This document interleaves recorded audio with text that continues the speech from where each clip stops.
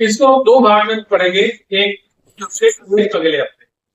आज हम पढ़ेंगे कि हम जब चिंता करते हैं, हम जब बहुत सोचते हैं, हम जब किसी काम को लेकर मायूस हो जाते हैं, हमें लगता है कि कोई काम नहीं हो रहा, हमें लगता है कि परमेश्वर ने हमें छोड़ दिया, हमें लगता है कि हमारा जीवन व्यर्थ जा रहा है, तब परमेश्वर हमसे एक वचन कहता है, जिसे आज मैं पढ़ रहा हूँ, भजन भजन संहिता 55 और उसका 22 वचन मैं सबके लिए पढ़ रहा हूँ। सब ध्यान देंगे। बाइबल क्या कहती है? अपना बोझ यहोवा पर डाल दे, वह तुझे संभालेगा, वह धर्मी को कभी टलने ना देगा। हालेलुया, प्रेज़ द लॉर्ड, आमीन। हमारे जीवन में बहुत से बोझ होते हैं जो हम अपने कंधे पे लेके चलते हैं। हमारे जीवन में शारीरिक बोझ भी होते हैं, पारिवारिक बोझ भी होते हैं, और कॉलोनी के बोझ भी होते हैं, काम धंधे के बोझ भी होते हैं। बहुत तरह के हमारे कंधों पे बोझ होते हैं, जिससे कि हमारा दिमाग हमेशा गर्म रहता है। आपने देखा होगा आजकल हर व्यक्ति बहुत ज्यादा जल्दी में रहता है, बहुत ज्यादा गर्मी में रहता है। अगर किसी से बात करो तो वो लड़ने आता है, किसी से जरा सा कुछ बोलो तो वो ऐसे लगता है कि तुम्हें मार दे। वो अपना बोझ अपने कंधों पे लेके चल रहा है। आज की दुनिया में बहुत से लोग आपको सड़कों पर ऐसे मिल जाएंगे जो अपना बोझ खुद कंधे पे लेके चल रहे हैं, ढो रहे हैं, चल रहे हैं, ढो रहे हैं, चल रहे हैं, और उस बोझ को वो उतारना नहीं चाहते, वो उस बोझ को किसी को देना नहीं चाहते। जबकि बाइबल कहती है कि सारा बोझ परमेश्वर पर डाल दो, क्योंकि परमेश्वर को हमारी क्या है? चिंता है। बाइबल कहती है कि परमेश्वर पक्षियों को भी खिलाता है, परमेश्वर जंगल में रहने वाले जानवरों को भी खिलाता है, परमेश्वर हर उस जो नदी में, समुद्र में जलचर रहते हैं उनको भी खिलाता है। तो जब परमेश्वर उन सब का ध्यान रखता है तो क्या वो हमारा ध्यान न रखेगा? रखेगा ना। हमारा ध्यान को सबसे पहले रखेगा, क्योंकि हम उसके हाथों की बनाई हुई रचना है। हर चीज को परमेश्वर ने सिर्फ बोल बोल के बनाया अपने वचन से। उसने कहा पहाड़ बन जा, पहाड़ बन गए। उसने कहा पक्षी बन जा, पक्षी बन गए। उसने कहा सूरज बन जा, सूरज बन गया। उसने कहा चांद बन जा, चांद बन गया। उसने कहा खारा पानी मीठे पानी से अलग हो जा, खारा पानी मीठे पानी से अलग हो गया। लेकिन व्यक्ति को बनाने वक्त, आदम को बनाने वक्त उसने नहीं बोला कि आदम बन जा। बोला आदम बन जा? नहीं बोला। उसने क्या किया? अपने हाथों से मिट्टी ली और उसको गूंगा पानी डाल के, और फिर उसको पूरा एक आदमी बना दिया। और उसके शरीर के अंदर के जितने हमारे अंग हैं उन सबको भी मिट्टी गूंद के बना दिया। हालेलुया। आपको पता हमारे शरीर के अंदर कितनी सारी नसें हैं, कितनी सारी नाड़ियां हैं, कितनी सारी हड्डियां हैं, कितना सारा मांस है। ये सब कहाँ से है? ये अपने आप जादू से नहीं हुई, ये परमेश्वर ने मिट्टी गूंद गूंद के हमारे अंदर हर चीज पे है। हमारे शरीर में जो खून बहता है, वो खून हमारे शरीर में अपने आप बनते रहता है, रिसाइकल होते रहता है। गंदा खून समाप्त होते रहता है, नया खून बनते रहता है। हमारे शरीर में नई नई कोशिकाएं बनती रहती है, पुराने सेल्स खत्म होते रहते हैं, मरते रहते हैं। तो हमारा जो शरीर है एक कंप्यूटर से भी 1000 गुना फास्ट काम करता है। एक कंप्यूटर कभी स्लो हो जाता है, लेकिन हमारा शरीर कभी स्लो नहीं हो पाता, क्योंकि हम परमेश्वर की रचना है। हालेलुया। और जब हम परमेश्वर की रचना है तो हम अपना बोझ अपने कंधों पर लेकर नहीं चल सकते। हमें पता है हमारे खर्चे आज के जमाने में बहुत है। हमें पता है हम जिन मकानों में रहते हैं और मकान की किराया देने होते हैं। हमें पता है हम अपने बच्चों को स्कूल भेजते हैं तो उनकी फीसें हमें नहीं, है ना। हमें पता है हमें अपने तन पे कपड़े चाहिए होते हैं। हमें पता है हमें खाने के लिए भोजन चाहिए होता है। ये सारी चीजें कहां से आती? जब हम अपना बोझ परमेश्वर पर डालते हैं, तब वो इन सब चीजों की चेन बनाकर व्यवस्था कर देगा। एक चेन बन जाती है कि यहाँ से ना ये मिलेगा, यहाँ से ये मिलेगा, यहाँ से ये मिलेगा, यहाँ से ये मिलेगा, और हमारी जरूरत की सारी चीजें पूरी। लेकिन जो लोग अपना बोझ परमेश्वर पर नहीं डालते, वो अपना दिमाग लगाते रहते हैं कि भाई आज हम निकलेंगे तो आज हम ये काम करेंगे और इस काम से इतने पैसे बनाएंगे और इस पैसे को यहाँ इन्वेस्ट करेंगे और वहां से हमारे पास ब्याज आएगा और उस ब्याज से हम ये काम करेंगे, फिर उस पैसे को निकालेंगे, फिर उसको दूसरी जगह लगाएंगे, फिर उस पैसे को निकालेंगे, फिर तीसरी जगह लगाएंगे। तो वो लोग क्या करते हैं, स्कीमें लगा, और स्कीमें उनकी कई बार फेल हो जाती, कई बार पैसा डूब जाता। लेकिन परमेश्वर जो स्कीम स्वर्ग से हमारे लिए लगाता है, उसमें हमारा कोई पैसा डूबता नहीं है, उसमें हमारा कोई पैसा खराब होता नहीं है, उसमें हमारी जरूरतें परमेश्वर स्वर्ग से पूरी कर देता है, उसमें हमारे पहनने के लिए परमेश्वर कपड़े दे देता है, उसमें हमें खाने के लिए परमेश्वर खाना दे देता है, सारी जरूरतों को हमारी परमेश्वर पूरा करता है। क्यों? क्योंकि हमने अपना बोझ इसको दे दिया कि प्रभु ये संसार बहुत कठिन है, ये संसार बहुत जालिम है, मैं इस संसार में इतना बोझ लेके नहीं चल सकता, तू मेरा बोझ उठा। जब हम इस बात को परमेश्वर को बोलते हैं तो परमेश्वर हमारा बोझ उठाता है। जैसे एक बाप अपने छोटे बच्चे का बोझ उठाता है, उसी प्रकार परमेश्वर भी हमारा बोझ उठाता है। एक बच्चे को जब कुछ चाहिए होता है वो अपने बाप से मांगता है ना कि डैडी डैडी मुझे पेंसिल चाहिए, डैडी डैडी मुझे यूनिफॉर्म चाहिए, डैडी डैडी मुझे आइसक्रीम चाहिए, डैडी डैडी मुझे ये चाहिए वो चाहिए, सब कुछ वो अपने बाप से मांगता है। पड़ोसी से जाके कभी नहीं कहता। बच्चा कभी इतना दिमाग नहीं लगाता है, उसको जो चीज चाहिए होती है सीधा अपने बाप को बोलता है कि मुझे ये चीज चाहिए, और बाप नहीं देता तो रोने लगता है। ऐसा ही हमारा भी जीवन है, हमें कुछ भी चाहिए, कुछ भी समस्या है, कुछ भी तकलीफ है, कोई भी दर्द है, कोई भी परेशानी है, हमें किससे बोलना है? अपने परमेश्वर पिता से बोलना है। तो बाइबल कहती है कि उसने हमें अधिकार दिया है कि हम उसको हे अब्बा हे पिता कहकर बुलाएं। हालेलुया। तो जब हम उसको हे अब्बा हे पिता कहकर बुलाते हैं तो इसका मतलब ये है कि वो हमारा पिता है और हम उसकी संतान है, और जब हम उसकी संतान है तो हम राजकुमार हैं, हम गरीब नहीं हो सकते। राजकुमार गरीब होते हैं?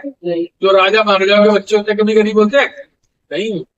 और राजा महाराजाओं के बच्चे सिर्फ हुक्म देते हैं, चलो ये काम करो, चलो वो काम करो, चलो खाना लाओ, चलो पानी लाओ, चलो जूते साफ करो, चलो मेरे कपड़े लाओ। ऐसे करते हैं ना। वो ये तो नहीं कहते मैं रसोई में जाऊंगा, खाना बनाऊंगा, मैं खाऊंगा, मैं प्रेस करूंगा तो कपड़े पहनूंगा, मैं जूते पॉलिश करूंगा तो मैं जूते पहनूंगा। ऐसा तो नहीं करते ना, वो सिर्फ ऑर्डर। ऐसे ही हमारे पास अधिकार है, ऑर्डर देने का अधिकार है। जब हम अपना बोझ परमेश्वर पर डाल देते हैं, हम जानते हैं हम राजकुमार हैं, परमेश्वर के पुत्र हैं, तो हम ऑर्डर देते हैं। ऑर्डर किसको देते हैं? ये नहीं कि माँ बाप को ऑर्डर देना चालू करते, नहीं, हम परमेश्वर से बोल, परमेश्वर को कहते हैं कि प्रभु ये काम मेरा करो, प्रभु इस मुसीबत से मुझे बचाओ, प्रभु ये मेरा खाने का इंतजाम करो, प्रभु मेरे स्कूल की फीस का इंतजाम करो, प्रभु मेरे मकान के किराए का इंतजाम करो, प्रभु मेरे चर्च के किराए का इंतजाम करो, प्रभु मेरे गाड़ी में पेट्रोल का इंतजाम करो। ये बात हम किससे कहते हैं? परमेश्वर से कहते हैं। और परमेश्वर भी क्या करता है? सारी चीजों का इंतजाम। जब तक हम अपना बोझ परमेश्वर पर नहीं डालेंगे तब तक हम आजाद नहीं हो सकते। और जब हम आजादी नहीं होंगे तो हम हमेशा बुझे से, हमेशा उदास से, हमेशा खोए से, हमेशा परेशान से इसी तरह रहेंगे और हमारा जीवन बिल्कुल उदासी में, नीरसता में और बुराइयों में पड़ा रहेगा। और हम हर वक्त सोचते रहेंगे यार मकान का किराया आ रहा है, कहाँ से दूंगा, लगता है उससे ब्याज पे पैसे ना दूंगे। हम ऐसी प्लानिंग करते। अगर हमारे मकान का किराया आ रहा है, हमें पता है किराया देना है, तो हमें प्रार्थना करें प्रभु किराए का इंतजाम। परमेश्वर कहीं ना कहीं से काम भेजेगा, कहीं ना कहीं से पैसे भेजेगा, कहीं ना कहीं से इंतजाम करेगा और हम उस मकान का किराया दे देंगे। इसलिए बहुत जरूरी है कि हम अपना बोझ परमेश्वर पर डालना है, तभी हमारे ऊपर आशीष आएगी। हालेलुया। और हमें हर बात में परमेश्वर को धन्य कहना है। जब वो हमारा काम करता है तो हमें क्या कहना है? इसको धन्य कहना। हर बात में धन्यवाद देना है। अगर उसने हमारे किराए का इंतजाम किया तो प्रभु धन्यवाद। उसने हमें खाना खिलाया, प्रभु धन्यवाद। उसने हमें रात को सुलाया, प्रभु धन्यवाद। एसी की ठंडी हवा खिलाई, प्रभु धन्यवाद। गद्दे पे मस्त सुलाया, प्रभु धन्यवाद। खाना अच्छे से खिलाया, प्रभु धन्यवाद। सुबह उठाया अच्छे से, धन्यवाद। हमारे हाथ पैर सब सही चल रहे हैं, प्रभु धन्यवाद। तुम्हें प्रभु क्या चाहता है? धन्यवाद ही चाहता है। इसके लिए हम एक वचन और पढ़ेंगे, भजन संहिता 103 का 1। भजन संहिता 103 का 1। ये क्या कहता है? हे मेरे मन, यहोवा को धन्य कह, और जो कुछ मुझ में है वह उसके पवित्र नाम को धन्य कहे। हालेलुया। हे मेरे मन, यहोवा को धन्य कह, मतलब यहोवा को धन्यवाद। और जो कुछ मेरे अंदर है, क्या है? जो कुछ मेरे अंदर है। मेरे अंदर क्या क्या है भाई? मेरे अंदर सब कुछ है। बुराइयां भी है, अच्छाइयां भी है, अच्छे विचार भी है, बुरे विचार भी है, खाना भी है, पीना भी है। जो कुछ मेरे अंदर है सबके लिए हमें क्या करना है? धन्यवाद देना। परमेश्वर ने हमें खाना खिलाया बढ़िया सा, बहुत बहुत धन्यवाद। परमेश्वर ने हमें नए कपड़े लेके दिए, बहुत बहुत धन्यवाद। परमेश्वर ने हमारी आत्मा को साफ किया, बहुत बहुत धन्यवाद। परमेश्वर ने हमारे घर को साफ किया, बहुत बहुत धन्यवाद। परमेश्वर ने हमें चर्च में भेजा, बहुत बहुत धन्यवाद। तो हमारे पैर सही सलामत है, परमेश्वर बहुत बहुत धन्यवाद। हमारे हाथ चल रहे हैं, परमेश्वर बहुत बहुत धन्यवाद। हमारे गले से आवाज निकल रही है, परमेश्वर बहुत बहुत धन्यवाद। हमारे नाक से हम सूंघ पा रहे हैं, परमेश्वर बहुत बहुत धन्यवाद। हमारी आंखों से हम देख पा रहे हैं, परमेश्वर बहुत बहुत धन्यवाद। जो कुछ हमारे अंदर है उससे हमें क्या कहना है? परमेश्वर को धन्य कहना है, धन्यवाद। क्योंकि जब भी हम परमेश्वर को धन्यवाद देते हैं तब परमेश्वर की ओर से आशीष रिलीज, और वो आशीष आकर हमारे ऊपर ठहर जाती है। फिर हमें आशीष के लिए प्रार्थना नहीं करानी पड़ती। ये नहीं कहना पड़ता पास्टर जी मेरे लिए आशीष की प्रार्थना करो, नहीं, अपने आप आशीष आ जाए। क्यों? क्योंकि हम हर बात में धन्यवाद दे रहे हैं भाई। परमेश्वर जो कुछ हमें दे रहा है उसके लिए हम परमेश्वर को रिटर्न में धन्यवाद दे रहे हैं। और बाइबल क्या कहती है? परमेश्वर वेद बलि से प्रसन्न नहीं होता, अन्न बलि से प्रसन्न नहीं होता, धन्यवाद की बलि से प्रसन्न होता है। हम कितना ही पैसा दें, कितना ही खाना दें, कुछ भी करें, परमेश्वर प्रसन्न नहीं होता। हम कुछ भी करेंगे वो अपनी बढ़ोतरी के लिए करेंगे। अगर हम दान दे रहे तो अपनी बढ़ोतरी के लिए दे रहे कि हमारा उन्नति हो जाए। हम दशवान करें अपनी बढ़ोतरी के लिए दे रहे कि हमारी कमाई दुगनी तिगनी बढ़ जाए। परमेश्वर को उससे कोई लेना देना नहीं। परमेश्वर का कोई रोल नहीं। अगर तुम दशवान दे रहे हो, परमेश्वर को दे रहे हो, तुम ईमानदार हो, परमेश्वर कहता सब में ईमानदार, तुम्हारी बढ़ोतरी अपने आप हो जाएगी। तुम्हें प्रार्थना करनी ही नहीं पड़ेगी कि प्रभु मेरे पास पैसे नहीं। परमेश्वर जान रहा है कि भाई बच्चा ईमानदारी से दशवांश लेकर आ रहा है, ईमानदारी से दान लेकर आ रहा है, इसके जीवन में जो भी कमी घटी है मैं खुद ही पूरी कर दूं। और ये धन्यवाद चीज के लिए दे रहा है, तो हमें किसी चीज के लिए मांगने की जरूरत नहीं पड़ती। फिर हमारे पर आशीष अपने आप आती है। हमें परमेश्वर से कहना नहीं पड़ता प्रभु आशीष दे, आशीष दे, आशीष दे।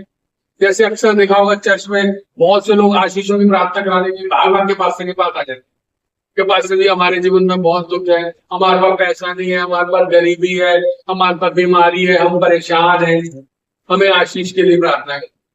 तो पास्टर ने विचारने का क्या है, कहाँ मैं प्रार्थना करूँ, वो कर देते।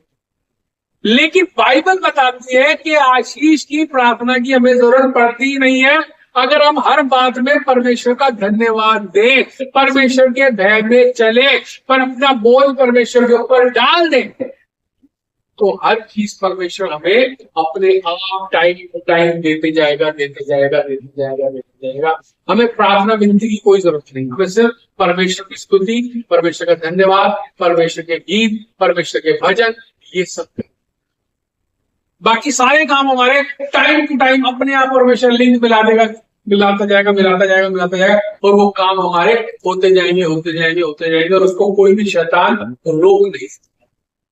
जो लोग परमेश्वर पर भरोसा नहीं रखते, अपना बोझ परमेश्वर को नहीं देते, परमेश्वर को धन्यवाद नहीं देते, उनका जीवन हमेशा किसी ना किसी प्रॉब्लम में फंसा ही रहता है, चाहे वो विश्वासी हो, चाहे वो अविश्वासी। विश्वासी बहुत से लोग भी ऐसे होते हैं जिनके घर में प्रॉब्लम खत्म ही नहीं होती, जिनके घर में प्रॉब्लम निकलती ही नहीं है, वो हमेशा रोते रहते हैं, हमेशा रोते रहते हैं। जब आएंगे प्रार्थना करें, पास्टर जी ये प्रॉब्लम है, पास्टर जी ये प्रॉब्लम है, पास्टर जी ये प्रॉब्लम है। उनके मन में कभी नहीं आता कि मैं परमेश्वर के भय में चलूं, अपना बोझ परमेश्वर के ऊपर डाल दूं, परमेश्वर को धन्यवाद दूं और अपना जीवन शांति से बिताऊं। उनको लगता है कि नहीं, बस पास्टर जादू की छड़ी गिरा दे और मेरा जीवन सही है। लेकिन बाइबल कहती है जादू की छड़ी तुम्हारे अपने हाथ में है, पास्टर नहीं फिराएगा, तुम अपने पर खुद फिरा सकते हो। ऐसे धन्यवाद देंगे, अपना बोझ परमेश्वर को बढ़ा, अपने सारे काम टाइम टू टाइम कर। जादू की छड़ी हम सबके पास, सिर्फ पास्टर के पास ही नहीं है, सबके पास परमेश्वर ने सबको जादू की छड़ी देकर रखी है, इसका इस्तेमाल करो। लेकिन विश्वासी इस्तेमाल नहीं करते। कभी भी देखना, जहां बड़ी बड़ी प्रार्थनाएं होती है, बड़ी बड़ी सभाएं होती हैं, वहां पे जब पास्टर बोलता है आगे आ जाइए प्रार्थना के लिए, मैं आपके लिए प्रार्थना करता हूं, तमाम लोग भाग भाग के आगे आ जाते, तमाम लोग भाग भाग के आगे, बहुत से पास्टर भी भाग भाग के आगे आ जाते।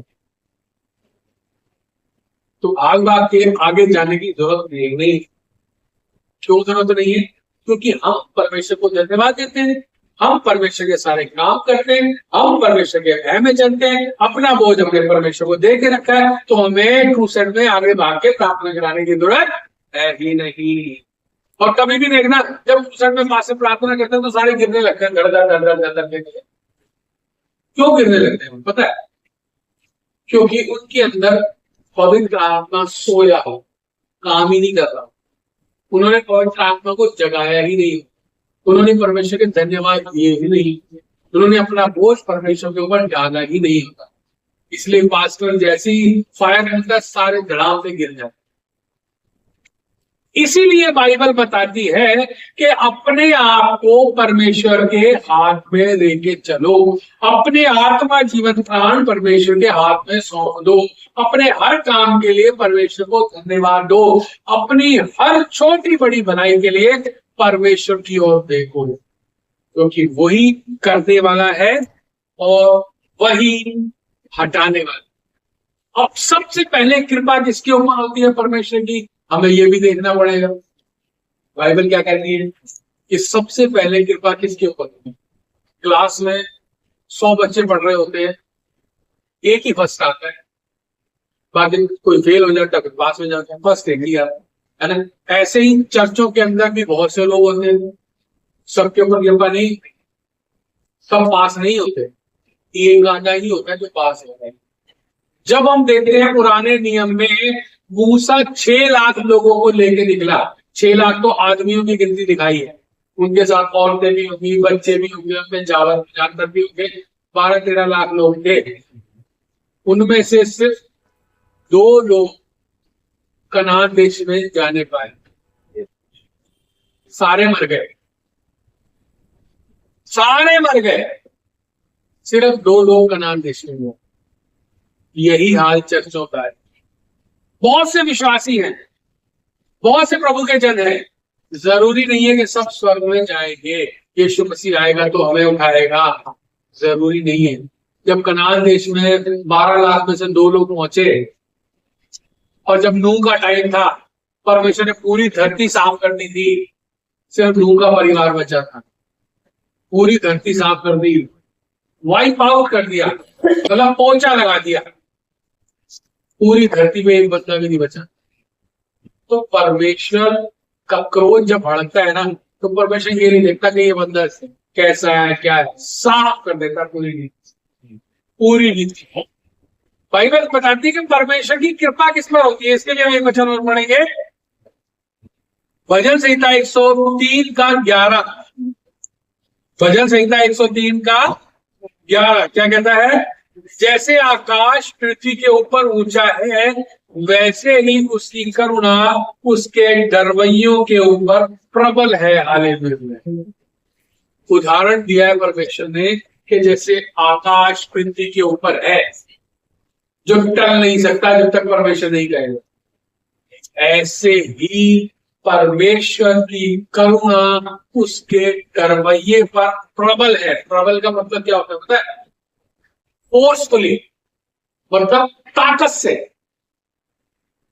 जैसे आसमान को मिला नहीं सकते ना, कितने भी रॉकेट फेंक दें, कितने ही गोले चला दें, कुछ भी कर दें, आसमान अपनी जगह पर रहेगा। ऐसे ही परमेश्वर की करुणा उसके डरवैयों पर, डरवैया का मतलब है जो प्रभु के भय में चलते हैं, जो प्रभु का आदर करते हैं, जो उल्टे सीधे काम नहीं करते, जो चोरी नहीं करते, जो व्यभिचार नहीं करते, जो लालच नहीं करते, जो अपने समान अपने पड़ोसी से प्रेम करते हैं, जो प्रभु के भय में चलते हैं। कोई भी काम करने से पहले उनको डर लगता है कि ये काम परमेश्वर को अच्छा लगेगा कि नहीं अच्छा होगा। कोई भी काम करने से पहले अगर उनको लगता है कि नहीं यार के काम मैं करूंगा परमेश्वर को बुरा लगेगा, तो इसका मतलब ये उसके अंदर परमेश्वर का है। मैं सोचूं मैं परमेश्वर का भय नहीं मानता है, मैं अपने मन से जो करेगा जो आएगा वो करूंगा, तो क्या परमेश्वर मुझसे प्रसन्न होगा? अगर मैं हर काम करने से पहले डरूंगा, भय खाऊंगा, तो परमेश्वर मेरी होते। अगर मैं किसी को पटाख से जाके लड़ाई करने लगूं, जाके किसी को मार दूं, किसी को कुछ कर दूं, विचार कर दूं, लालच कुछ भी कर दूं, तो क्या परमेश्वर मुझसे प्रेम करेगा? क्योंकि बाइबल बताती है परमेश्वर अपने डरवैयों से प्रेम करता है और उसकी आशीष उनके ऊपर हमेशा प्रबल रहती है, मतलब फोर्सफुली रहती है, ताकत से रहती है, जिसको कि कोई हटा नहीं सकता। और वो ताकत जो परमेश्वर की है उसको कोई हिला भी नहीं सकता। शैतान के अंदर हिम्मत रही है कि परमेश्वर की ताकत को हिला दे, इंसान के अंदर हिम्मत रही है कि परमेश्वर की ताकत को हिला दे। हाँ, इंसान परमेश्वर के कार्यक्रम को बिगाड़ जरूर सकता है, लेकिन उसकी ताकत को वो हिला नहीं सकता। ये 4 वचन जब हम पढ़ते हैं तो हमें पता लगता है कि परमेश्वर की आशीष हमारे ऊपर कैसे आ रही है, परमेश्वर की आशीष हमारे ऊपर कब आएगी, परमेश्वर की आशीष हम पर कैसे होगी और उसकी आशीष में हम कैसे जीवन बिता सकते हैं। क्योंकि हमारा शरीर क्या है? मिट्टी है ना। हम अहंकार करते हैं, सुबह उठते हैं, नहाते धोते हैं, शिक्षा देते हैं, शेव शुभ करते हैं, परफ्यूम लगाते हैं, मिलते सुंदर सुंदर कपड़े पहनते हैं, है ना। और पता लगता है कुछ दिन बाद मर गए, कुछ दिन बाद खत्म। तो मनुष्य क्या है? मिट्टी। अहंकार बहुत है मनुष्य के अंदर कि मैं ये करूंगा, मैं वो करूंगा, मैं इतना बड़ा मकान बनाऊंगा, मैं अपने बच्चों को स्विट्जरलैंड पढ़ने भेजूंगा, मैं स्विस बैंक में अपना अकाउंट खोलूंगा, मैं ये खाऊंगा, मैं वो पीऊंगा, मैं ये करूंगा, मैं वो करूंगा। और बाइबल क्या कहती है? तेरा प्राण फटाफट में निकाल दूंगा, तेरे सारे काम रखे हुए रह जाएंगे। हालेलुया। क्योंकि बाइबल 103 भजन 14 में क्या कहती है? क्योंकि वह हमारी सृष्टि जानता है और उसको स्मरण रहता है कि मनुष्य मिट्टी ही है। हालेलुया। परमेश्वर जानता है कि हम क्या हैं? मिट्टी। क्योंकि उसने हमें मिट्टी से बनाया, मिट्टी लेके गांठ के हमारा पुतला बना के उसने अपने जीवन की श्वास दी। परमेश्वर जानता है मिट्टी है, लेकिन हम नहीं जानते क्या मिट्टी है। हम अहंकार में रहते हैं, हम पड़ोसी से लड़ने को 24 घंटे तैयार रहते हैं, पड़ोसी हमसे लड़ने को 24 घंटे तैयार रहते हैं। हमारे अंदर अहंकार से आंखें चढ़ जाती है। जब लड़के जिम जाना चालू करते हैं, उनके डोले शोले बन जाते हैं, तो फिर वो किसी को कुछ नहीं समझते, फिर वो रास्ते चलते लोगों को मारना चालू कर देते, कुछ भी नहीं समझते, समझता है सब बेकार है, मेरे डोले बहुत है, मैं किसको मार दूं, वो सबको मारना चालू कर देते, अहंकार। लेकिन एक दिन ऐसा आता है परमेश्वर को निचोड़ तोड़ दे। बिल्कुल। अभी पीछे मैं एक वीडियो देख रहा था, रोनी कॉर्बन, पूरी दुनिया में सबसे बड़ा बॉडी बिल्डर, वो 11 साल उसने हर साल बॉडी के पदक जीते, मिस्टर ओलंपिक, ओलंपिया, हमेशा हर साल बनता था वो भैया। बहुत तगड़ी बॉडी, बहुत तगड़ी। लोग उसके सामने मच्छर जैसे लगते हैं, ऐसे उठा के दबा देता था तो वो हिल नहीं पाता। 11 साल तक हर साल उसको मेडल मिलते हैं, मेडल मिलते हैं। एंकार बहुत जबरदस्त है, मेरे जैसी बॉडी किसी भी नहीं। अब उसका वीडियो देखते हैं ना तो पता कैसे चलता है, ऐसे जीरो उसकी रीढ़ की हड्डी परमेश्वर ने तोड़ मोड़ के बना, उसके हाथ की हड्डियां बढ़िया तोड़ के बना, सारा शरीर उसका बेकार कर दिया। वो स्टेज पे आता है तो व्हील चेयर पे लेकर आते हैं, व्हील चेयर। जो आदमी यूं खड़ा होता था ऐसे कर 11 साल तक, वो हर साल मेडल लेता था, वो व्हील चेयर पे चले गया। उसका हाथ बाजू इतनी इतनी मोटी बात है, इतनी इतनी, वो व्हील चेयर पे आए, लोग व्हील चेयर पे लेके आए, चलो बाबूजी वो आज तुमने डोले दिखा दिए। तो परमेश्वर जानता है कि मनुष्य क्या है, मिट्टी है। चाहे हम कितने सुंदर बन जाए, कितने अच्छे कपड़े पहन ले, कितने डोले शोले बना ले, लेकिन एक दिन हमारा कचूम्बर निकलना ही निकलना। इतिहास गवाह, बहुत बलशाली ताकतवर राजा हुए, बहुत बलशाली ताकतवर राजाओं ने देश देश को जीत लिया, लेकिन क्या हुआ, मर गए, सब कुछ छोड़ दिया। आज हम दुनिया में देखें कितने बड़े बड़े किले बने हुए है ना, बने बने कितने बड़े बड़े किले राजा महाराजा ने किस लिए बनाए थे कि हम सारी जिंदगी इसमें रहेंगे, हमारे आने वाली पीढ़ियां इसमें रहेंगी, इसलिए हमने बड़े बड़े किले बनाए। अहंकार में मेरे पास दौलत है, मैं बड़े बड़े किले बना के छोड़ दिए। आज किसी की औलाद किसी किले में नहीं रहती, सब सरकार के अंडर है, और सरकार ने टिकट लगा दिए, वहां जो अंदर जाएगा टिकट लेगा, सरकार पैसे वसूल करेगी। बनाया राजा महाराजाओं ने अपने आने वाली पीढ़ियों के लिए कि हमारे बच्चे, हमारे आने वाली मुश्तें इसमें रहेंगी, हमारा बहुत बड़ा किला होना चाहिए, हमारे खानदान इसमें बसने चाहिए। लेकिन आज सरकार वहां पर टिकट लगा के लोगों से पैसा वसूल कर रही है, और उनके जो वंशज है वो कहीं गरीबी में, कोई रिक्शा चला रहा है, कोई चाय बेच रहा है, कोई कुछ कर रहा है, कोई कुछ कर रहा है, बुरी तरह से गरीबी में जी रहे। उन राजाओं का अहंकार उनके साथ खत्म हो गया, उनकी प्रॉपर्टी सरकार ने जब्त कर ली, वो मिट्टी थे, मिट्टी में मिल गए, उनका सोना चांदी हीरे जवाहरात जायदाद सब बर्बाद हो गए। क्यों? क्योंकि उन्होंने अहंकार से बदला, अहंकार दिखाया था मैं सबसे बलशाली हूं, सबसे बड़ा किला लूं, फिर सबसे ज्यादा ताकतवर, सबसे ज्यादा रानियां रखी। सुलेमान ने सोने का महल बनाया है ना, उसमें पूरे महल में सोना ही सोना लगा हुआ है, चांदी के तो गार्डन लगे हुए थे, चांदी के दरवाजे थे, सोने के बर्तन थे, सोने की दीवारें थी, सोने के दरवाजे थे, सोने के नहाने के पात्र थे, सोने के धोने के पात्र थे, इतना सोना था वहां पे, इतना पीतल था। सुलेमान की 3000 रानियां थी, 300 रानियां थी, 3000 रखेलियां, उसने से वो भी मिट्टी था, परमेश्वर ने उसको भी अहंकार खत्म करके मिट्टी में मिला। और हम देखते हैं कि यरूशलेम के महल के ऊपर बहुत बार आक्रमण हुआ और पूरा मंदिर तहस नहस कर दिया, जितना सोना था सब लूट लूट के लोग, जितने राजाओं ने आक्रमण किया सब सोना चांदी सब लूट के। और आज वहां पर सिर्फ एक दीवार, ऐसी दीवार जिसके बाहर यहूदी लोग खड़े होके ऐसे हिल हिल के प्रार्थना करते, बस वक्त भी नहीं। पूरा मंदिर ढह गया, पूरा मंदिर तोड़ दिया। तो हम क्या है, मिट्टी है। अहंकार हमारे पास नहीं आना चाहिए। अगर हम अहंकार करेंगे तो हमने जो कुछ भी कमाया है, जो भी जायदाद है, जो भी जमीन है, सब यही रह जाएंगे। और परमेश्वर कहेगा तो मिट्टी है बेटा, चलो कब्रिस्तान में तुम्हारा टाइम। हम सोच रहे हैं कल सुबह उठेंगे, ये करेंगे, वो करेंगे। परमेश्वर कहेगा कुछ नहीं करेगा बेटा, तुम कब्रिस्तान में जाओ।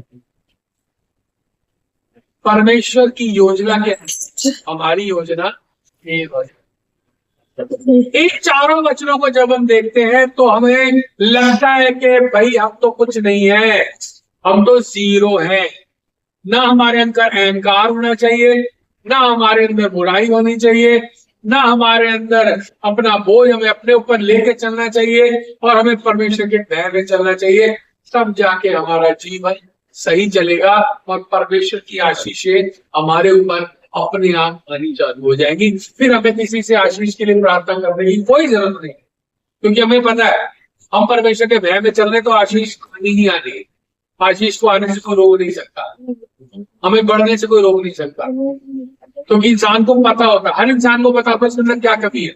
मुझे पता है मेरे अंदर क्या कमी है, आप लोगों को भी पता होगा कि आपके अंदर क्या क्या कमी है। दूसरा कोई जानता है या नहीं जानता, लेकिन इंसान का मन जानता है कि उसके अंदर क्या कमी है। हाल ही उस कमी को अगर हम परमेश्वर के हाथ में दे दें तो परमेश्वर उस कमी को भी हमारे अंदर से दूर कर सकता है और हमें पूरी तरह से के शुद्ध करके पूरा सोना बना सकता है। और सोना जब बन जाता है तो बहुत काम का। तो आज हम 4 वचनों में करें, बाकी के वचन हम अगले हफ्ते लेंगे। आज इन 4 वचनों को हम अपने जीवन में उतारेंगे ताकि हमारे ऊपर आशीष अपने आप आती रहे और हमें आशीष के लिए किसी से प्रार्थना करवानी ना पड़े। हालेलुया।